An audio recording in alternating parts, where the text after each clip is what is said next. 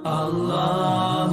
اللہ اللہ اللہ۔ بسم اللہ الرحمن الرحیم۔ الحمد للہ نحمده ونستعینه ونستغفره ونؤمن به ونتوکل علیہ ونعوذ باللہ من شرور انفسنا ومن سیئات اعمالنا، من يهده الله فلا مضل له ومن يضلله فلا هادي له، ونشهد أن لا إله إلا الله وحده لا شريك له، ونشهد أن سيدنا ونبينا ومولانا محمدا عبده ورسوله الذي أرسل بالحق بشيرا ونذيرا وداعيا إلى الله بإذنه وسراجا منيرا، فقد قال الله تبارك وتعالى في القرآن المجيد والفرقان الحميد: وما أرسلناك إلا رحمة للعالمين. وقال النبي الحبيب صلى الله عليه وسلم: إنما بعثت لأتمم مكارم الأخلاق، أو كما قال عليه الصلاة والتسليم. سبحان ربك رب العزة عما يصفون، وسلام على المرسلين، والحمد لله رب العالمين. اللهم صل على سيدنا محمد وعلى آل سيدنا محمد وبارك وسلم. اللهم صل على سيدنا محمد وعلى آل سيدنا محمد وبارك وسلم. اللهم صل على سيدنا محمد وعلى آل سيدنا محمد وبارك وسلم. رب اشرح لي صدري ويسر لي أمري واحلل عقدة من لساني يفقهوا قولي. سبحانك لا علم لنا إلا ما علمتنا إنك أنت العليم الحكيم. بزرگان محترم، حاضرین دین، نوجوانان ملت اور میرے دینی و ایمانی بھائیوں، السلام علیکم ورحمۃ اللہ وبرکاتہ۔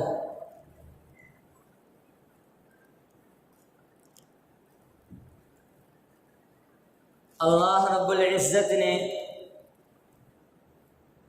حضور اکرم صلی اللہ علیہ وسلم کو مبعوث فرمایا اس امت کی رہبری کے لیے، اس امت کی رشد و ہدایت کے لیے، اور آپ صلی اللہ علیہ وسلم کو عالمین کے لیے رحمت بنا کر بھیجا، اور آپ کے اسوے کو ساری انسانیت کے لیے نمونہ بنایا۔ قرآن مجید پڑھتے چلے جائیے، آیات اس پر دلالت کرتے ہیں: وما ارسلناک الا رحمۃ للعالمین، قل یا ایھا الناس انی رسول اللہ الیکم جمیعا، ما كان محمد ابا احد من رجالکم ولکن رسول اللہ وخاتم النبیین، لقد كان لكم في رسول اللہ اسوۃ حسنہ۔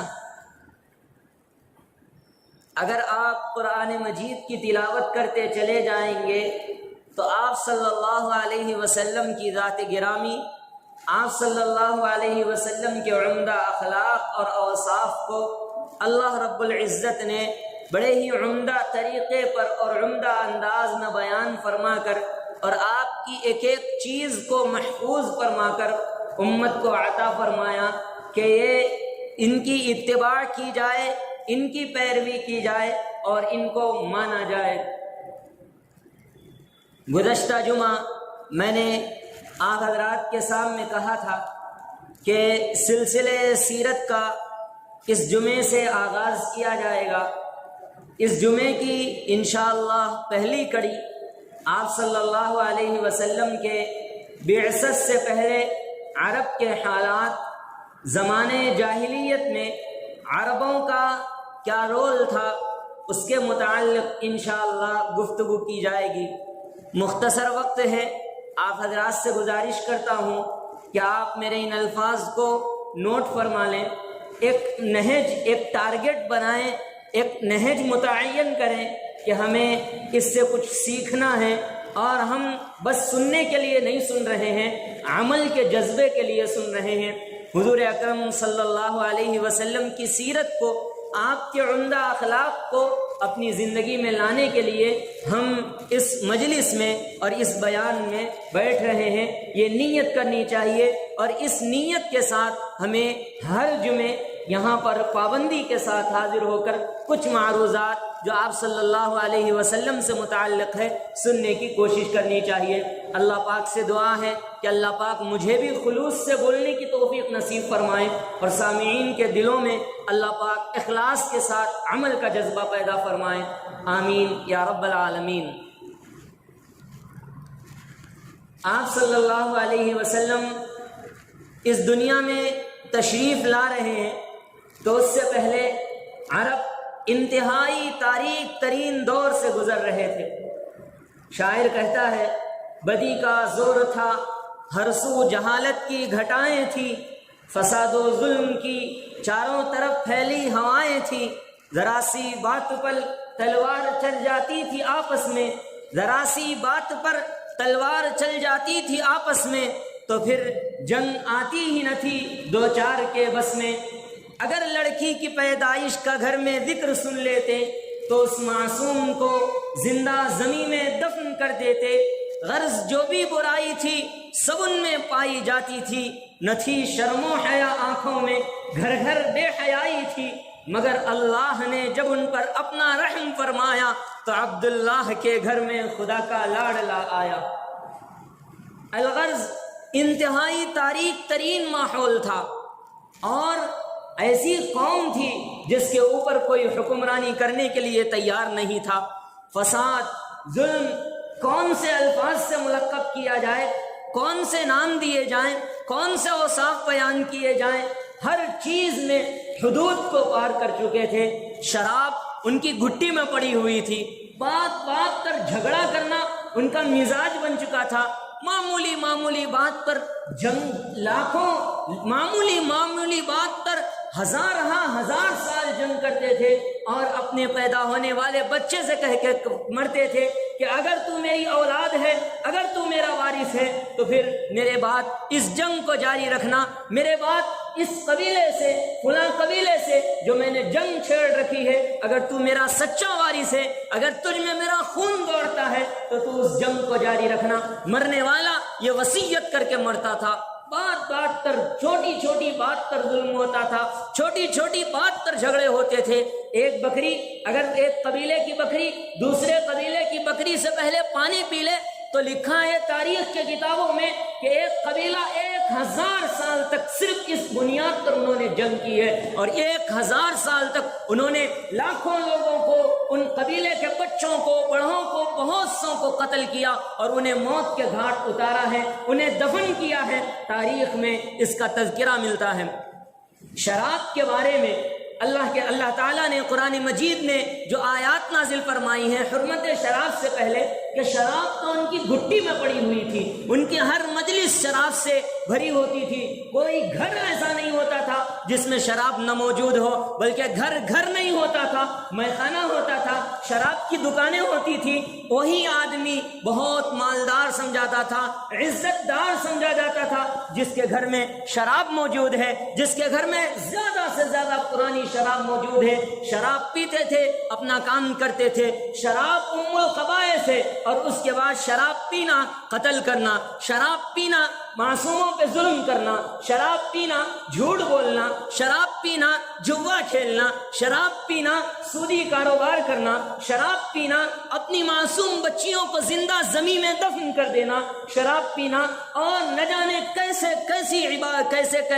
وہ خرافات میں مبتلا ہو چکے تھے۔ ایک طرح کی اندھیری چھا گئی تھی دنیا کے میں۔ اس وقت 3 حکومتیں تھیں، لیکن کوئی حکومت ان پر کوئی حکمرانی کرنے کے لیے تیار نہیں تھا، ان کا کوئی بادشاہ نہیں تھا، کوئی حکمران نہیں تھا۔ رومن امپائر ان کے نام پہ آنے سے ڈرتے تھے۔ ایران کے جو لوگ تھے وہ بھی عرب پہ حکمرانی کرنے سے ڈرتے تھے کہ یہ بدو ہیں، یہ ایسی قوم ہے جن پر حکمرانی مشکل ہے، یہ بات بات پہ لڑتے ہیں، یہ معبودوں کو پوچھتے ہیں، 360 بتوں کے سامنے اپنے ماتھے کو ٹیکتے ہیں، یہ ان کے اوپر اگر حکمرانی کریں گے تو ہم خود تباہ ہو جائیں گے، ہماری حیثیت ختم ہو جائے گی۔ ہر قوم نے، ہر حکمران نے یہ کہہ کر عربوں سے اپنا ہاتھ چھڑا لیا تھا، کیونکہ فساد، ظلم اور غارت گری اور ایک دوسرے کے اوپر بات بات تک کیچڑ اچھالنا، معمولی بات تک قتل کرنا، معمولی بات پر ان کو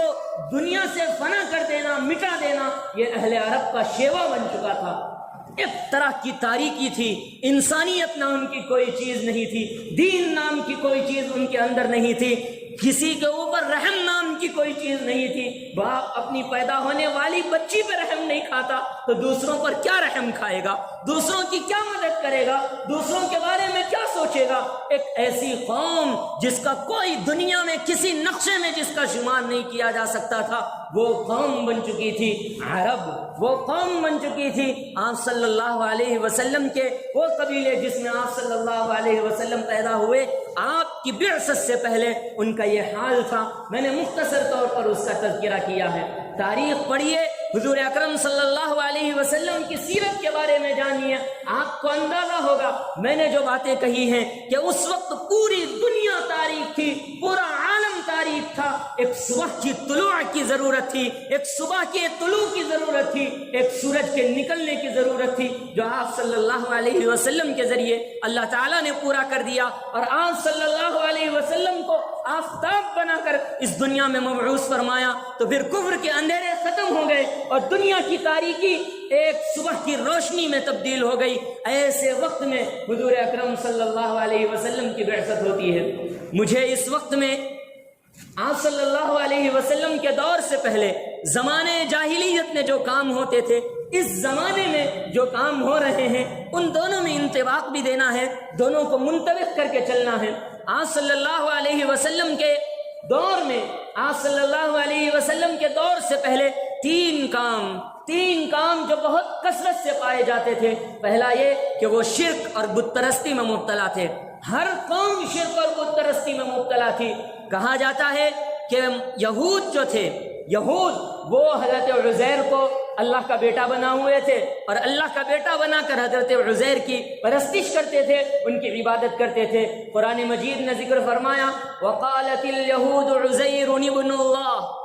یہود کہتے ہیں کہ عزیر اللہ کے بیٹے ہیں،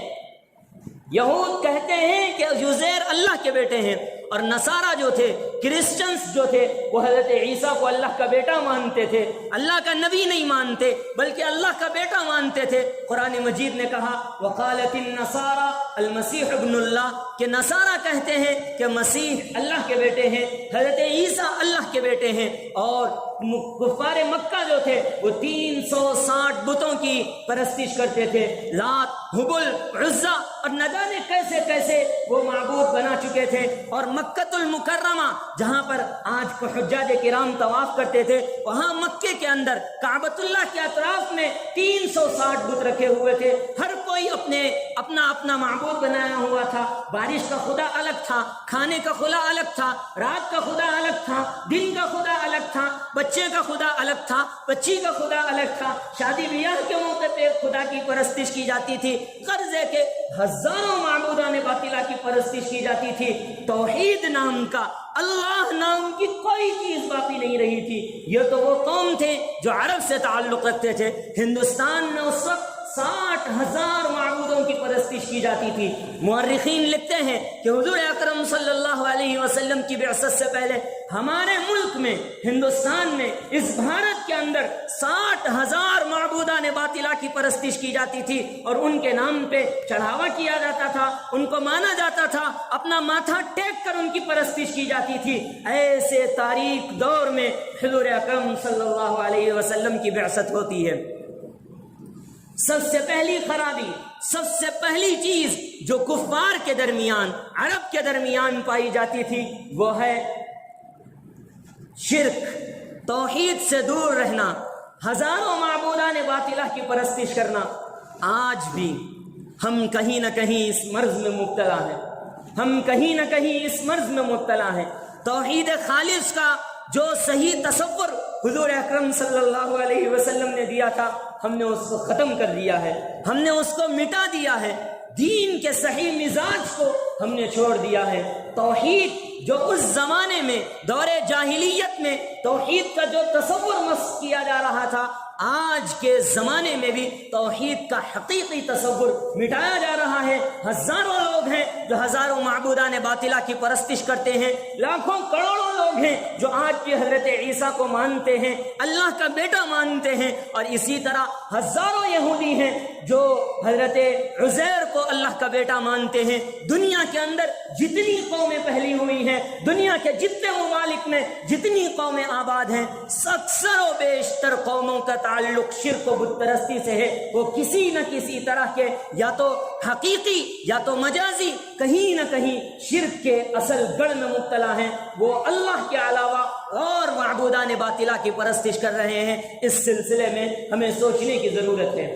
دوسری چیز تھی جس میں کفار مکہ جاہلیت کے دور میں بہت عام تھی، وہ ہے شراب اور جوے بازی۔ شراب اور جوے بازی، اور قوموں کی طرف تو میں نہیں جاتا، اور قوموں کا تو میں تذکرہ نہیں کرتا، اور قوموں کی بات میں نہیں کرتا۔ ان کے ہاں شراب حلال ہے، وہ شراب پیتے ہیں، شراب کے اندر ان کی صبح و شام بسر ہوتی ہے، مجھے ان سے کوئی گلہ نہیں ہے۔ لیکن مسلمانوں کی صورتحال شراب اور جوے کے سلسلے میں کیا ہے؟ ذرا اپنے اپنے گریبانوں میں جھانکیے، اپنے پڑوسیوں پر نظر ڈالیے، اپنے خاندان کے افراد پر نظر ڈالیے، اپنے دوست احباب پر نظر ڈالیے، اور سوچئے کہ شراب کے معاملے میں مسلمان کس سطح پہ آ چکے ہیں۔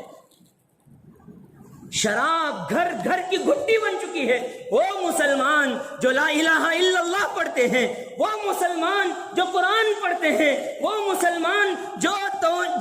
اللہ کے نبی علیہ السلام کا نام لیتے ہیں، وہ مسلمان جو مؤذن کی صدا پہ مسجد آتے ہیں، لیکن وہ شراب خانوں کو بھی آباد کیے ہوئے ہیں۔ ان کے گھروں میں وین آتی ہے اور اپنے بچوں کے ساتھ مل کر وہ شراب پیتے ہیں۔ شراب کی حرمت کا کوئی تصور ان کے ذہن میں سرے سے نہیں ہے۔ ایسے ہزاروں افراد ہیں۔ آج مسجدوں کی تعداد کم ہو جائے گی، مسجد میں جتنے افراد بیٹھتے ہیں ان کی تعداد کم ہوتی چلے جائے گی، لیکن آپ شراب کی ایک دکان پہ نظر ڈالیے، صبح نظر ڈالیے، دوپہر میں نظر ڈالیے، شام میں نظر ڈالیے، ایک جمع غفیر ہوتا ہے، ایک بڑی تعداد ہوتی ہے جو شراب کو پیسہ دے کر خرید رہی ہوتی ہے۔ وہ چیز جس کو اللہ کے نبی علیہ السلام نے مٹایا تھا، اللہ کے نبی علیہ السلام نے جس کا خاتمہ کیا تھا، جس کو اس دنیا سے جس کے تصور کو مٹا دیا تھا، مدینے کی گلیوں میں شراب جب بہنے لگی تھی، آپ صلی اللہ علیہ وسلم کے ارشاد پر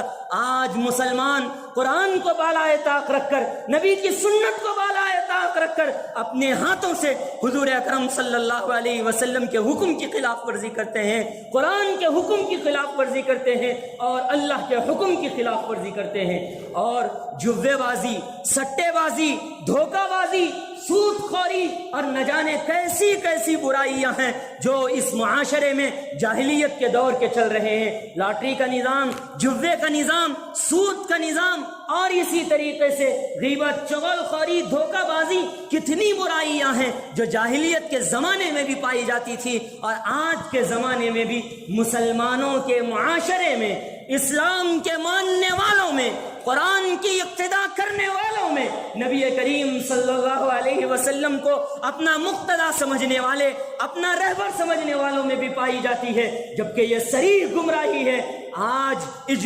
مجلس میں بیٹھا ہوا ہر فرد شراب سے نفرت کرنے کا عزم کر لے، ہم نہ شراب پیئیں گے اور نہ اپنے کسی مسلمان بھائی کو شراب پینے دیں گے۔ اگر آپ اس کو نہیں روک سکتے، اپنے خاندان کے افراد پر، اپنے معاشرے کے افراد پر، اور اپنے بھائیوں پر، اپنے دوست احباب میں ان کو روکیے، ان کی ٹھٹی پکڑیے، ان کے پیر پکڑیے، اللہ کے لیے اس برائیوں کے جڑ کو چھوڑ دیجئے، شراب کا خاتمہ کیجئے۔ اگر آپ نے یہ کام کر لیا، شراب کا خاتمہ کر لیا، تو حضور اکرم صلی اللہ علیہ وسلم کی سنت کو زندہ کر لیا۔ حضور نے عرب کے زمانے میں جو گھر گھر میں شراب پی جاتی تھی، اللہ کے نبی علیہ الصلوۃ والسلام نے جس طرح شراب کا خاتمہ کیا ہے، ہم بھی شراب کا خاتمہ کرنے والے بن جائیں گے۔ تیسری برائی جو اہل حضور اکرم صلی اللہ علیہ وسلم کی بعثت سے پہلے عرب میں پائی جاتی تھی، وہ ہے اپنی بچیوں کو زندہ زمین میں دفن کر دینا۔ میرے پاس وقت نہیں ہے، میں کن الفاظ میں مجھے دو واقعے جاہلیت کے دور کے یاد آ رہے ہیں۔ ایک واقعہ، ایک دیہاتی اللہ کے نبی علیہ الصلوۃ والسلام کی خدمت میں حاضر ہوئے اور اللہ کے نبی علیہ الصلوۃ والسلام سے کہنے لگے، اے اللہ کے رسول، ایک واقعہ یاد آتا ہوں تو مجھے ہنسی ہوتی ہے، مجھے ہنسی آنے لگتی ہے، مجھے سمجھ میں نہیں آتا اور میں ہنسنے لگتا ہوں، اور ایک واقعہ ایسا ہے جب میں اسے یاد کرتا ہوں تو میری آنکھ سے آنسو جاری ہو جاتے ہیں۔ اللہ کے نبی علیہ الصلوۃ والسلام نے فرمایا، دونوں واقعے بتاؤ کہ دونوں واقعات کیا کیا ہیں؟ تو فرماتے ہیں، ایک مرتبہ مجھے ایک لمبے سفر پہ جانا تھا، اور اس زمانے میں جس طرح بتوں کی پرستش کی جاتی تھی، بتوں کی پرستش کی اور بتوں کو معبود سمجھا جاتا تھا، میں نے ایک سفر کا جو معبود ہے میں نے اسے اپنے ساتھ میں رکھنے کی نیت کی کہ یہ جو سفر کا معبود ہے میں اسے اپنے ساتھ میں رکھوں گا اور بوقت ضرورت اس سے مدد طلب کروں گا، اور اس سے مصائب اور مشکلات سے میری حفاظت ہوگی اور پریشانیاں ہوں گی۔ لیکن جب میں اپنے گھر کے بت کو اٹھایا تو وہ بہت بھاری اور وزنی تھا۔ میں نے یہ کہا کہ نہیں بھائی، ایک تو سفر کا اتنا بڑا سامان ہے، میں اس کو اگر یہ بت کو بھی ساتھ میں رکھ لوں گا تو پھر دونوں بہت مشکل ہو جائیں گے، میری اونٹنی چل نہیں سکے گی، اس لیے اس کے بدلے میں ایک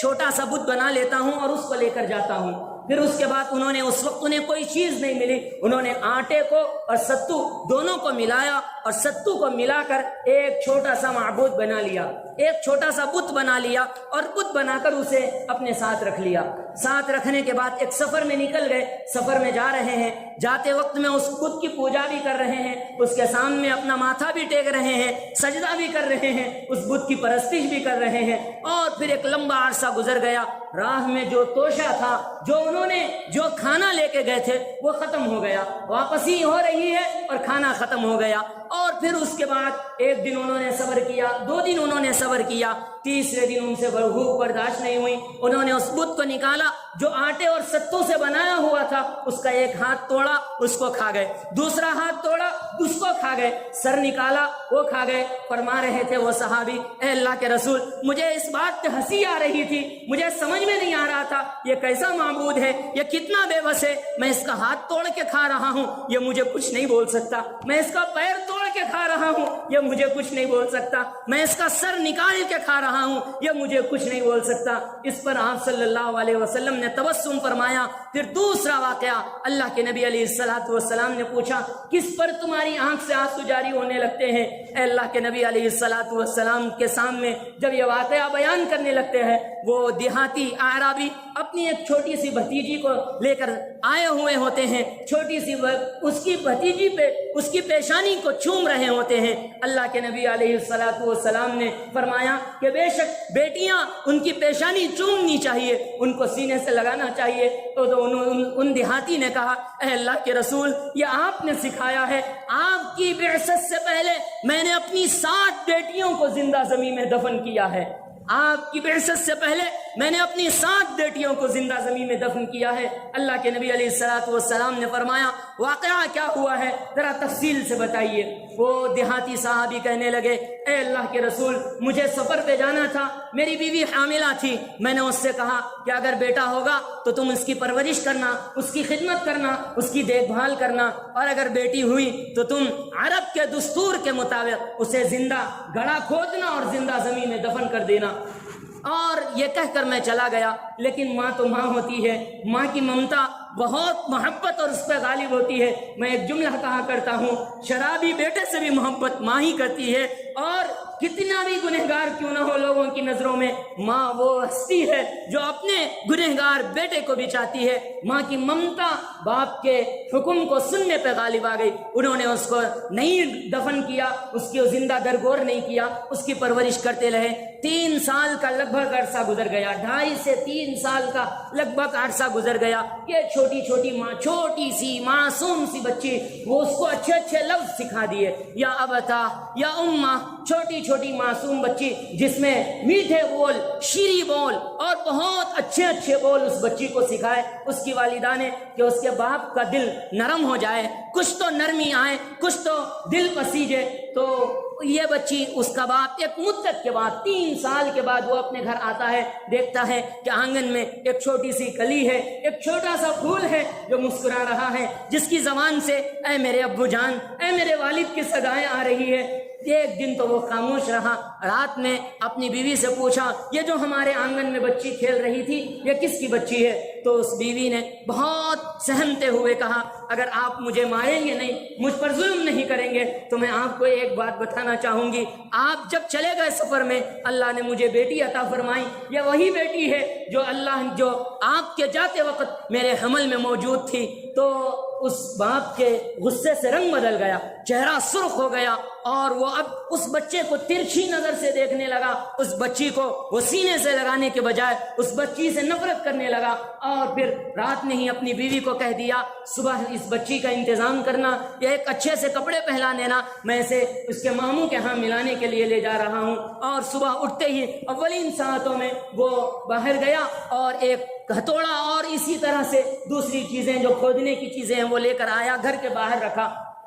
بچی کو ساتھ لیا اور جنگل کی طرف نکل پڑا۔ اس وقت راستے میں بچی پوچھتی ابو جان کہاں کا سفر ہے؟ گود میں بیٹھ کے کھیلتی، اس کی داڑھی سے کھیلتی، اس کے چہرے سے کھیلتی، لیکن اس کو پتا نہیں ہے کہ یہ میرا باپ کیا کرنے والا ہے۔ ایک دور دراز مقام پہ پہنچنے کے بعد باپ نے اس بچی کو ایک جگہ پہ رکھا اور اس بچی کو اٹھا اور اپنے جو وہ ہتھوڑا لایا تھا اس سے زمین کھودنے لگا۔ دھوپ بہت تیز تھی، گرمی بھی بڑی شدت کی تھی، اب وہ جب کھود رہا تھا اس کی جسم سے، اس کے چہرے سے پسینہ جا رہا تھا۔ معصوم بچی اپنا چھوٹا سا کرتا لیے اس بچے کی اس باپ کی پیشانی صاف کرتی، ابا جان آپ اس قدر زحمت کیوں فرما رہے ہیں؟ اس بچے کا، اس باپ کا ہاتھ پوچھتی، اس باپ سے کہتی ابا جان آپ یہ کیوں کر رہے ہیں؟ لیکن باپ اسے کچھ جواب نہ دیتا۔ آخرکار اتنا گڑا جس میں وہ بچی سما سکتی کھودنے کے بعد اس کو زمین میں بٹھا دیتا ہے اور اوپر سے مٹی ڈالنا شروع کرتا ہے۔ اس وقت بچی چیختی چلاتی کہ اے میرے ابا جان میرا کیا قصور ہے؟ کس وجہ سے مجھے مار رہے ہیں؟ کس وجہ سے مجھ پر ظلم کر رہے ہیں؟ کس وجہ سے مجھے دفن کر رہے ہیں؟ آپ نے جھوٹ کہا، اگر آپ یہ کہتے کہ آپ مجھے دفنانے کے لیے لا رہے ہیں تو میں اپنی ماں کو ایک سلام کر لیتی، میں اپنی ماں سے ایک مرتبہ، آخری مرتبہ مل لیتی۔ آپ نے یہ کہا کہ اپنے بھائی کے ہاں لے جا رہے ہیں اور مجھے دفنا رہے ہیں، اے ابا جان مجھے معاف کر دیجئے، مجھے معاف کر دیجئے۔ اس وقت وہ صحابی کہتے ہوئے زاروں قطار رونے لگتے ہیں، آپ صلی اللہ علیہ وسلم کی آنکھوں سے آنسو جاری ہو جاتے ہیں، ٹپا ٹپ آنسو بہنے لگتے ہیں۔ آپ صلی اللہ علیہ وسلم کی داڑھی مبارک ان آنسوؤں میں تر ہوتی ہے۔ اس وقت وہ صحابی کہتے ہیں بالآخر میں نے اس پہ مٹی ڈال دی، آج بھی وہ اس کی بچی کی چیخیں میرے کانوں میں سنائی دیتی ہیں، وہ ابا جان کی آوازیں میرے کانوں میں سنائی جاتی ہیں۔ اس زمانے میں اللہ کے نبی علیہ الصلوۃ والسلام نے یہ نعرہ بلند کیا فاطمۃ بضعۃ منی، بیٹیوں کے لیے اللہ کے نبی نے یہ نعرہ بلند کیا فاطمہ میرے جگر کا ٹکڑا ہے، من آذاہا فقط آذانی، جس نے اس کو تکلیف دی اس نے مجھے تکلیف دی، ومن آذانی فقط آذ اللہ، اور جس نے مجھے تکلیف دی اس نے اللہ کو تکلیف دی۔ سلام سلام اللہ کے نبی علیہ الصلوۃ والسلام کی ذات اقدس پر جنہوں نے اس دنیا کو تاریکی کے اندھیرے سے نکالا، سلام اس پر کہ جس نے بے کسوں کی دستگیری کی، سلام اس پر کہ جس نے بادشاہی میں فقیری کی، سلام اس پر کہ اسرار محبت جس نے سمجھائے، سلام اس پر کہ جس نے زخم کھا کر پھول برسائے، سلام اس پر کہ جس نے بھوک و پیاسوں کو قوائیں دی، سلام اس پر کہ جس نے گالیاں سن کر دعائیں دی، سلام اس پر کہ جو امت کے لیے راتوں میں روتا تھا، سلام اس پر جو فرش خاک پر جاڑے میں سوتا تھا، سلام اس پر کہ جس کے گھر نہ چاندی تھی نہ سونا تھا، سلام اس پر کہ ٹوٹا بوریا جس کا بچھونا تھا، سلام اس پر جو دو عالم کے لیے رحمت ہی رحمت ہے، سلام اس پر کہ جس کی ذات فخر آدمیت ہے۔ ایسے حضور اکرم صلی اللہ علیہ وسلم کی زندگی کو ہمیں اپنی مشعل راہ بنانا ہوگا، ہمیں حضور کی سیرت سے آگاہ ہونا ہوگا۔ آپ کی حضور کی یہ سیرت کا یہ پہلا سلسلہ، پہلی کڑی، بعثت سے پہلے کے حالات میں نے آپ کے سامنے بیان کیے ہیں۔ میں عوام سے اور اس مجمع سے گزارش کرتا ہوں کہ آپ لوگ سلسلے سیرت میں اپنا جذبہ دکھائیں اور وقت سے پہلے مسجد آنے کی کوشش کریں، کچھ سیکھیں، کچھ سمجھیں۔ آج بھی میں اس کے آگے کی جو بات کہنی ہے انشاءاللہ آئندہ جمعہ میں اس کو پھر سے دہراؤں گا کہ یہ جو بچیوں کو درگور کرنے کا مسئلہ اس زمانے میں پایا جاتا تھا، آج بھی پایا جاتا ہے۔ کیسے پایا جاتا ہے انشاءاللہ آئندہ جمعہ اس کی وضاحت ہوگی۔ اللہ پاک ہمیں سمجھنے کی توفیق نصیب فرمائے، حضور اکرم صلی اللہ علیہ وسلم کی سچی اتباع کی توفیق نصیب فرمائے، آمین یا رب العالمین۔ وصلی اللہ تعالی علی نبینا الکریم محمد وآلہ وصحبہ اجمعین برحمتک یا ارحم الراحمین، والحمد للہ رب العالمین۔